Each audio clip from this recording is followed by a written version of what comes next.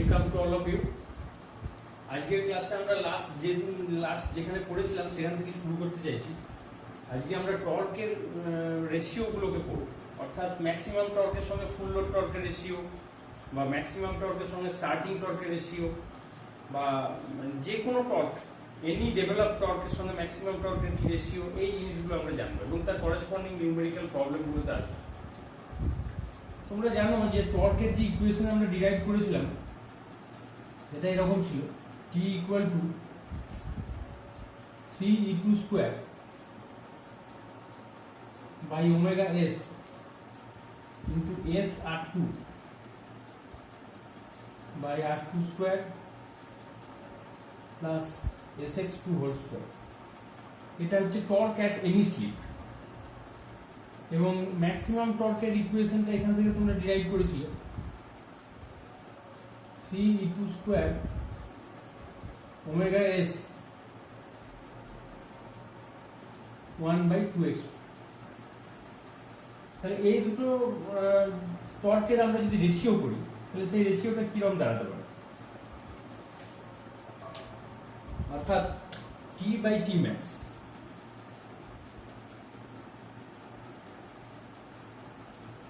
রেশিওতে এই কনস্ট্যান্ট দুটো কেটে যাবে এবং এই 2x টা উপরে উঠে যাবে, তাহলে 2s r2 into x2 by r2 square plus sx2 whole square। এবার যদি তুমি উপর নিচে x2 স্কয়ার দিয়ে ভাগ করো তাহলে এটা হবে 2s into r2 by x2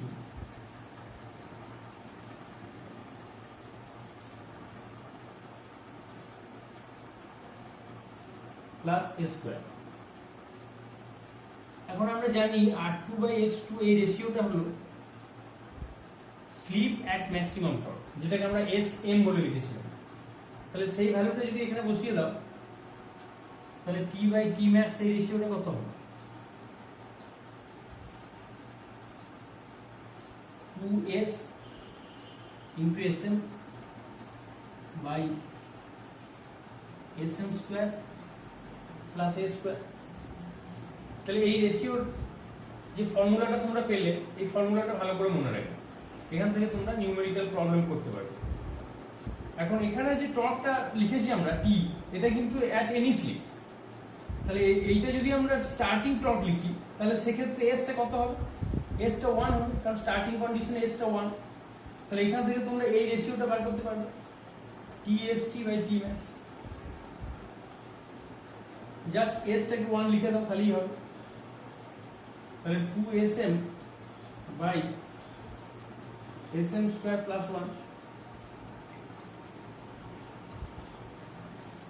আবার যদি তুমি মনে করো যে ওই t টা ফুল লোড টর্ক, তাহলে তার করেসপন্ডিং যে স্লিপ,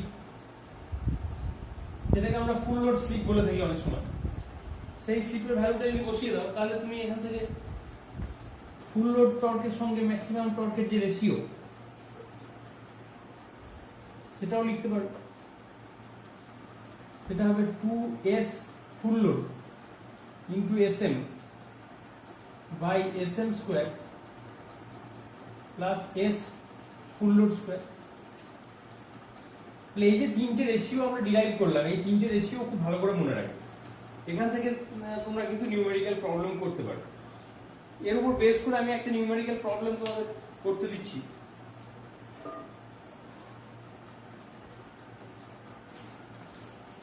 প্রবলেমটা প্রথমে লিখে নাও।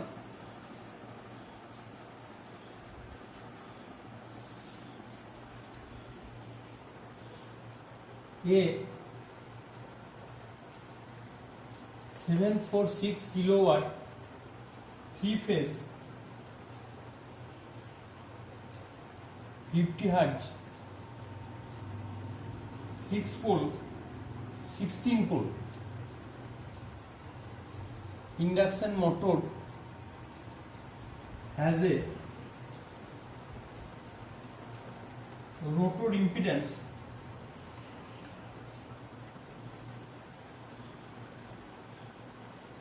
of 0.02 plus J 0.15 ohm at standstill.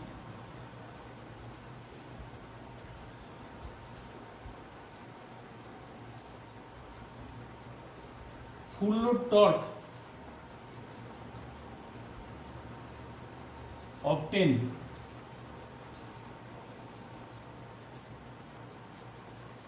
at 360 rpm. Calculate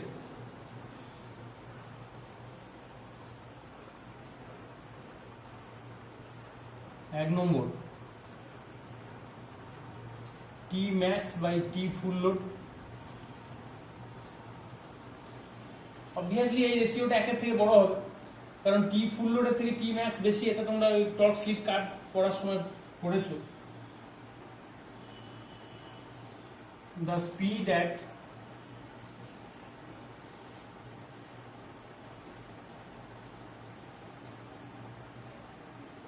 maximum torque.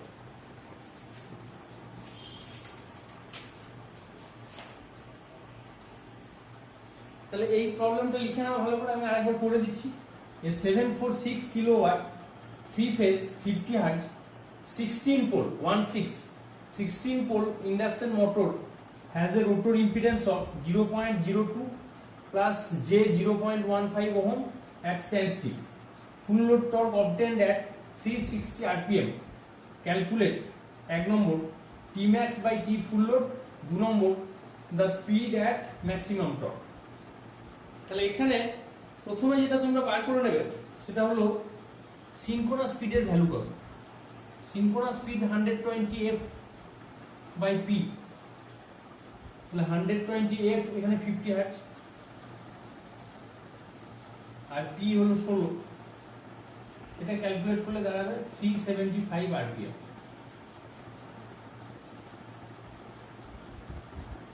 এখানে দেখো বলে দিয়েছে যে full load torque obtained at 360 rpm, মানে ফুল লোড কন্ডিশনের যে করেসপন্ডিং স্পিড সেটা হলো 360 rpm। তার মানে n ফুল লোড 360 rpm। তাহলে এখান থেকে স্লিপটা বার করতে পারবে, full load slip ns minus n full load by ns, মানে 375 মাইনাস 360 বাই 375। এটা করলে যেটা আসবে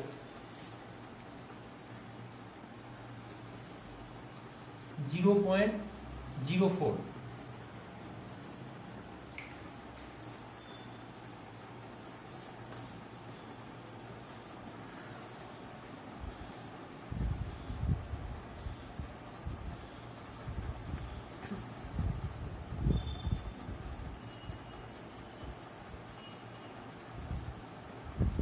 এবং slip at maximum torque SM, এটা হলো R2 বাই X2, মানে 0.02 বাই 0.15,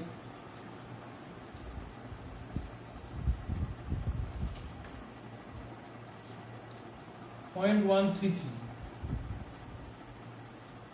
তাহলে এবার T full load by T max, এই রেশিওটা তোমরা পাবে 2s full load into s max by sm square plus s full load square. এই ভ্যালুগুলো বসিয়ে দিলে তুমি একটা ভ্যালু পাবে।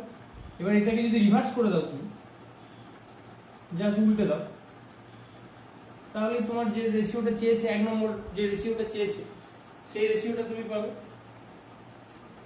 সেই রেশিওটা হবে 1.817। এটা তোমরা নিজেরা একবার চেক করে দেখে নেবে। আর ম্যাক্সিমাম টর্কের করেসপন্ডিং স্পিডটা বার করতে দিয়েছে n। n এর ফর্মুলা কি হবে? 1 minus sm into ns সমান 1 minus 0.133 into 375 rpm। এইটা করলে যে ভ্যালুটা দাঁড়াবে, এটা দাঁড়াবে 325 আরপিএম। তাহলে অঙ্কটা নিশ্চয়ই বুঝতে পেরেছো, এরকম সহজ টাইপের অঙ্কই কিন্তু পরীক্ষায় আসে, জাস্ট ফর্মুলা বসালে অঙ্ক হয়ে গেল। এটা তাহলে ভালো করে নিজেরা একবার করে নেবে, আবার এই জাতীয় অঙ্ক যদি বইয়ে থাকে সেখান থেকে একটু প্র্যাকটিস করে নেবে।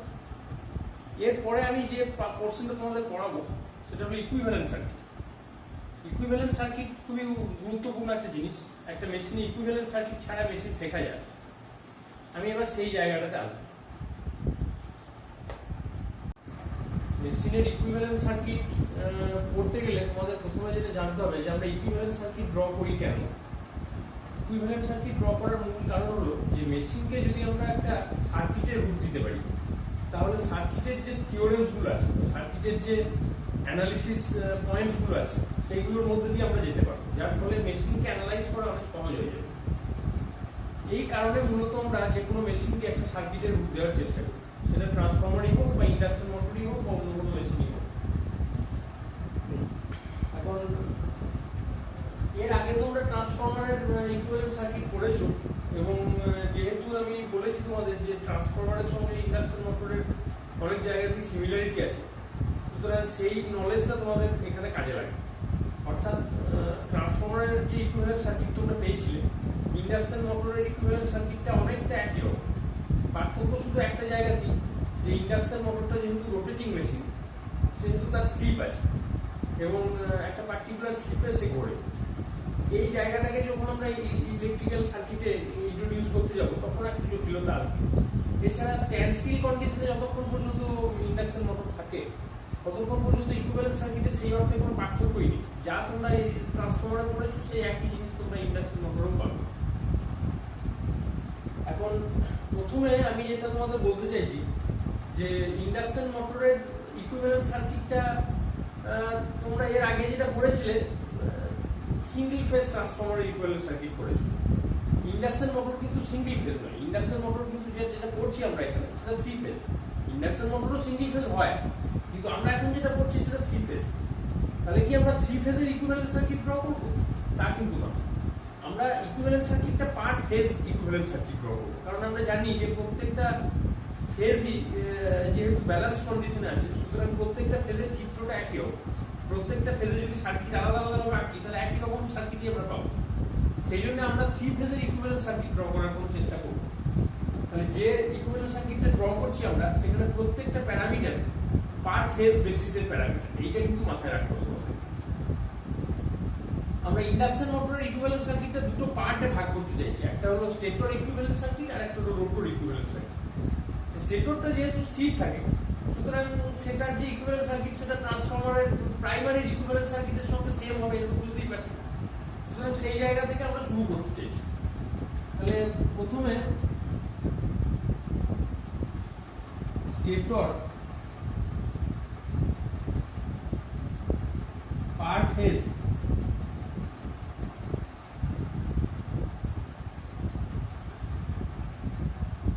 ইকুইভ্যালেন্ট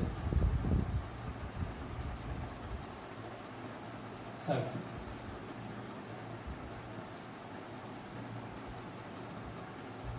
সেখানে কিরকম সার্কিট ছিল তোমরা যেটা পেয়েছিলে সেটা হলো একটা সাপ্লাই ছিল, যেখানে ধরো V1 ভোল্টেজ তোমরা অ্যাপ্লাই করেছিলে এবং যার ফ্রিকোয়েন্সি হচ্ছে f।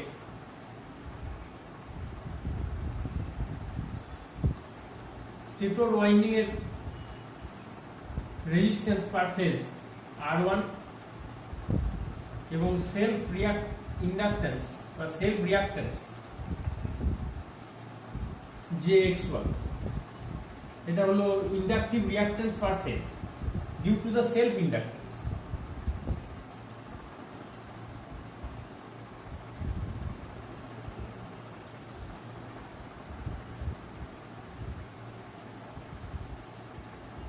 আর একটা শান্ট ব্রাঞ্চ থাকবে,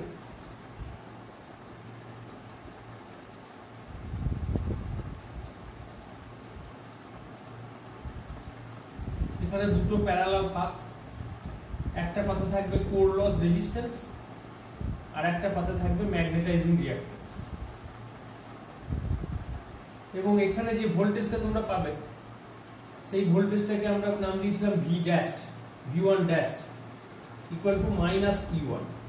এটা actually back EMF across the primary winding, এটা তোমরা পাবে এখানটাতে। এবং স্টেটরের যে পার ফেজ কারেন্ট সেটা হলো I1, সেই I1 কারেন্টটাই এখানে গিয়ে দুভাগে ভাগ হবে। একটাকে নাম দিতে পারি নো লোড কারেন্ট I0, আর load component of the primary current I1 dash. I0টা আবার গিয়ে দুভাগে ভাগ হবে, IC কোর লস কারেন্ট, আর IM বা ম্যাগনেটাইজিং কারেন্ট। এই হলো তোমার মূল চিত্র। আর এই জায়গাটা যদি তোমরা ভুলে গিয়ে থাকো, ট্রান্সফরমার ইকুইভ্যালেন্ট সার্কিট ভুলে গিয়ে থাকো, তাহলে ওই জায়গাটা তোমাদের কিন্তু একটু দেখে নিতে হবে। তাছাড়া কিন্তু এই জায়গাটা বুঝতে একটু অসুবিধা হবে। এই জন্য আমি তোমাদের বারবার বলেছিলাম যে ইন্ডাকশন মোটর ইকুইভ্যালেন্ট সার্কিট পড়ার আগে তোমরা ট্রান্সফরমার ইকুইভ্যালেন্ট সার্কিটটা ভালো করে একটু বুঝে আসো। যারা বুঝেছো তারা নিশ্চয়ই বুঝতে পারছো, আর যাদের একটু কঠিন লাগছে আমি বলবো তারা ওই ট্রান্সফরমারের ওই জায়গাটাকে একটু রিভাইজ করে নাও, তাহলে এটা বুঝতে অনেক সুবিধা হবে। এখন এখানে যদি আমরা একটা কেভিএল ইকুয়েশন ড্র করি, তাহলে কেভিএল ইকুয়েশনতে কি হতে পারে? সাপ্লাই ভোল্টেজ V1 সমান V1 ড্যাশ, ড্যাশ মানে যে ভোল্টেজটা আলটিমেটলি পড়ে থাকলো ওয়াইন্ডিং এর অ্যাক্রস, যেটাকে তুমি ব্যাক ইএমএফ বলছো, V1 ড্যাশ প্লাস এখানে যে ড্রপটা হচ্ছে সিরিজ পাথে যে ড্রপটা হচ্ছে সেটা I1 into R1 plus JX1। এখানে কোনটা কি নিশ্চয়ই আমাকে লিখে দিতে হবে না, আমি জাস্ট মুখে আরেকবার তোমাদের বলে দিচ্ছি। V1টা হচ্ছে supply voltage of the stator per phase, F হলো সাপ্লাই ফ্রিকোয়েন্সি, R1 হলো স্টেটর রেজিস্ট্যান্স পার ফেজ, মানে স্টেটর কয়েলের যে রেজিস্ট্যান্স পার ফেজে, X1 হলো স্টেটর ইন্ডাকটিভ রিঅ্যাক্ট্যান্স। এটা একটা কয়েলের দু ধরনের ইন্ডাকট্যান্স হতে পারে, একটা সেলফ ইন্ডাকট্যান্স হতে পারে, একটা মিউচুয়াল ইন্ডাকট্যান্স হতে পারে। এটা হলো সেলফ ইন্ডাকট্যান্স, অর্থাৎ স্টেটরের কয়েলের মধ্যে দিয়ে কারেন্ট পাস করছে, সেখানে ফ্লাক্স উৎপন্ন হচ্ছে এবং সেই ফ্লাক্স ওই কয়েলকেই কাট করছে। এই কাটিং এর ফলে যে ইন্ডাকট্যান্সটা ডেভেলপ করে এটাকে সেলফ ইন্ডাকট্যান্স বলে। তার মানে নিজেরই কারেন্ট, নিজেরই ফ্লাক্স, নিজের সবকিছুর জন্যই যে ইন্ডাকট্যান্সটা তৈরি হচ্ছে, that is the self inductance. তাহলে দ্যাট ইজ X1। এটা হলো I1 dash, I1 dash current হচ্ছে load component of the primary current. তার মানে তুমি যদি লোড লাগাও তাহলে এই কারেন্টটা পাবে, আদারওয়াইজ পাবে না। তোমরা জানো যে লোড লাগানো হয় সেকেন্ডারি সার্কিটে, কিন্তু যেহেতু প্রাইমারি এবং সেকেন্ডারি ম্যাগনেটিক্যালি কাপলড, সেই জন্য সেকেন্ডারিতে তুমি যে লোডই লাগাও না কেন তার একটা ইফেক্ট কিন্তু প্রাইমারিতে পড়ে। অর্থাৎ লোড যদি তুমি বাড়াও তাহলে প্রাইমারি কারেন্ট কিন্তু বাড়বে, সেকেন্ডারিতে তো কারেন্ট বাড়বেই, at the same time primary কারেন্টও কিন্তু বাড়বে। আবার লোড কমালে প্রাইমারি কারেন্টও কমে যাবে। তাহলে লোডের সঙ্গে যে কারেন্টটা ভ্যারিয়েশন হয় সেই কারেন্টটাই হচ্ছে এই I1 ড্যাশ। তাহলে that is called load component of, এখানে প্রাইমারি না বলে বেটার স্টেটর কারেন্ট বলি, স্টেটর কারেন্ট। আর I0 বলে যেটাকে লিখেছি সেটা অ্যাকচুয়ালি নো লোড কারেন্ট, মানে যখন নো লোড কন্ডিশনে থাকবে পুরোপুরি মেশিনটা সেই সময়ের যে কারেন্ট, এবং এই কারেন্টটাকে অনেক সময় আমরা বলে থাকি এক্সাইটিং কারেন্ট। তাহলে that is no load current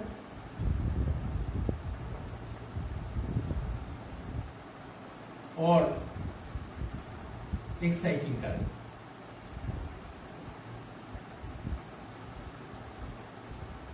এবং এই কারেন্টেরই দুটো ভাগ, একটা IC এবং একটা IM। তার মানে এখানে কারেন্ট ইকুয়েশন যদি তুমি লেখো তাহলে I0 ইকুয়াল টু হচ্ছে IC প্লাস IM। IC-টাকে কি নাম দিলাম আমরা? Core loss current. তার মানে এই কারেন্টটা কোর লসকে ফিড আপ করে। আর এটা হলো ম্যাগনেটাইজিং কারেন্ট, এই কারেন্টটা অ্যাকচুয়ালি ফ্লাক্স উৎপন্ন করার ক্ষেত্রে কাজে লাগে। এখন প্রশ্ন হলো যেটা যে ট্রান্সফরমারের সঙ্গে যদি তুমি তুলনা করো তাহলে দেখতে পাবে যে এই যে ম্যাগনেটাইজিং কারেন্ট, এই ম্যাগনেটাইজিং কারেন্টের ভ্যালু ইন্ডাকশন মেশিনের ক্ষেত্রে কিন্তু অনেক large with respect to transformer. কেন এটা লার্জ? কেন? তার কারণ হলো যে ইন্ডাকশন মেশিনে যখন স্টেটর থেকে রোটরে কারেন্ট যখন ফ্লাক্স আসে তখন তাকে দুটো জায়গাতে এয়ার গ্যাপ ক্রস করতে হয়, মানে দুটো পোর্শন আছে যেখানে এয়ার গ্যাপটাকে ক্রস করে তাকে রোটরে ঢুকতে হয়, আবার রোটর থেকে বেরিয়ে স্টেটরে আসতে হয়। তার মানে টোটাল ম্যাগনেটিক পাথের দুই জায়গাতে তাকে হাই রিলাক্টেন্স ফেস করতে হয়। এই ফেস করতে গিয়ে এমএমএফ অনেক বেশি এক্সপেন্ডেড হয়। এই এমএমএফটা তৈরি করতে গেলে তোমাকে কারেন্ট বাড়াতে হবে। সুতরাং ইন্ডাকশন মেশিনের ক্ষেত্রে যে ম্যাগনেটাইজিং কারেন্ট, সেটা ট্রান্সফরমারের ম্যাগনেটাইজিং কারেন্টের তুলনায় কিন্তু অনেকটা লার্জ। এটা আমি তোমাদের আগেও বলেছি যে একটা ফুল লোড কারেন্টের মোটামুটি ভাবে আমি ধরে নিতে পারি যে 2 থেকে 5% কারেন্ট হচ্ছে magnetising current in case of transformer, কিন্তু in case of induction motor it may be 50%, so large. তাহলে এতটা হাই ম্যাগনেটাইজিং কারেন্ট ইন্ডাকশন মেশিনে থাকার কারণে আমরা বলতে পারি যে এক্স এম এর যে ভ্যালু, ম্যাগনেটাইজিং রিঅ্যাকট্যান্সের যে ভ্যালু, সেটাকে যদি তুমি ট্রান্সফরমারের সঙ্গে তুলনা করো তাহলে কিন্তু সেই তুলনায় এক্স এম এর ভ্যালু কিন্তু ইন্ডাকশন মেশিনে কম বলেই কিন্তু বেশি কারেন্ট পাস করাতে পারে। এই রিঅ্যাকট্যান্সের ভ্যালুটা যদি খুব লার্জ হতো তাহলে কিন্তু এখানে বেশি কারেন্ট যেতে পারতো। তাহলে এই কারেন্টটা যেহেতু লার্জ, সুতরাং সেই রেসপেক্টে যদি তুমি এক্স এমটাকে তুলনা করো ট্রান্সফরমারের সঙ্গে, তাহলে এক্স এমটা কিন্তু ইন্ডাকশন মোটরের ক্ষেত্রে কম হবে। যদিও এক্স এম এর ভ্যালু এই এক্স ওয়ান এর থেকে অনেক বেশি।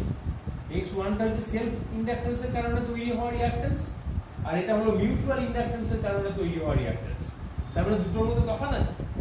তাহলে সেই এক্স ওয়ান এর সঙ্গে এক্স এম এর যদি তুলনা করো তাহলে X M is larger in case of induction motor, but with compare to transformer X M is lower.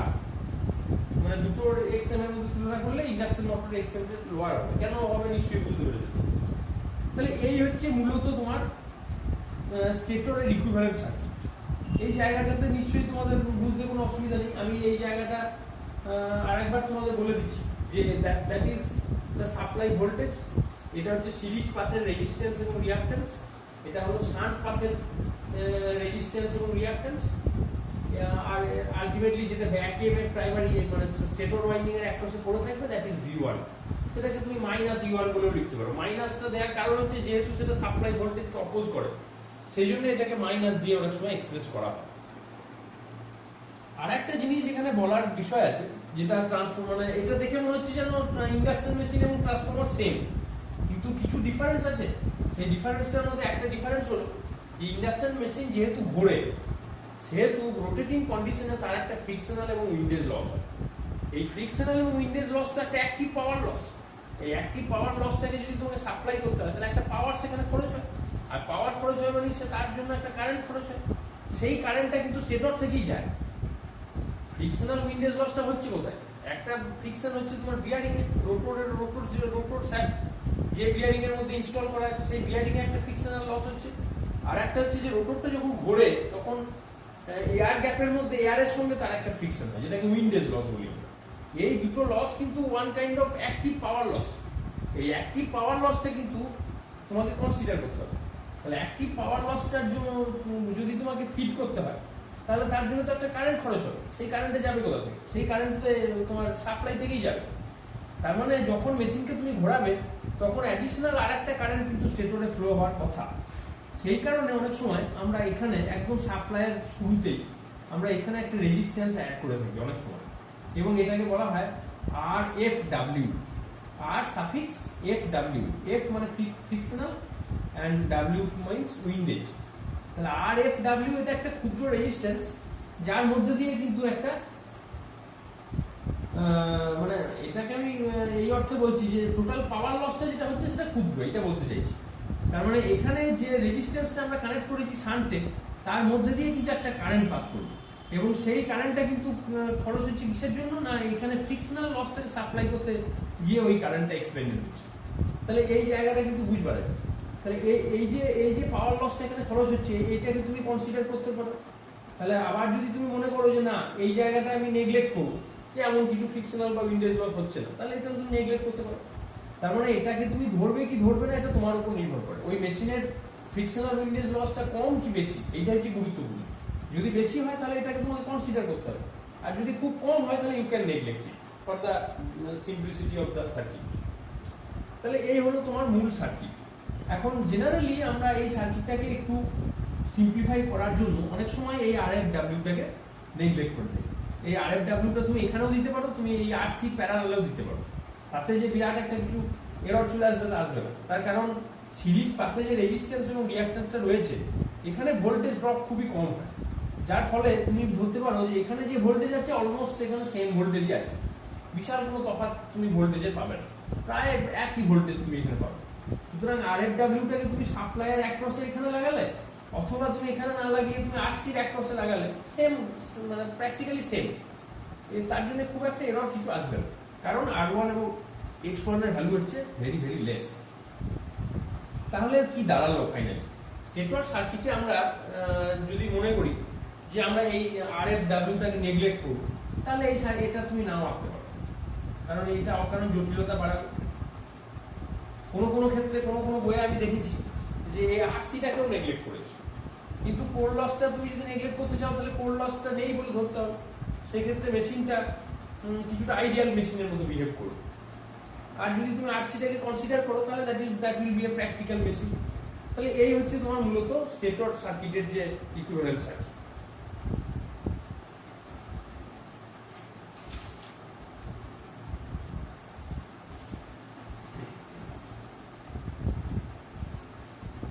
এরপরে আমরা যেটা পড়ব সেটা হলো রোটর সার্কিটের ইকুইভ্যালেন্ট সার্কিট। এবং রোটরটা দু রকমের কেস হতে পারে, একটা স্ট্যান্ড স্টিল কন্ডিশন আর একটা রোটেটিং কন্ডিশন। তো আমি আজকে আর এটা পড়াতে চাইছি না তোমাদের, তোমরা আগে স্টেটরটাকে ভালো করে রপ্ত করেছো, কারণ একদিনে সবটা পড়ালে তোমরা ঘুরিয়ে ফেলবে।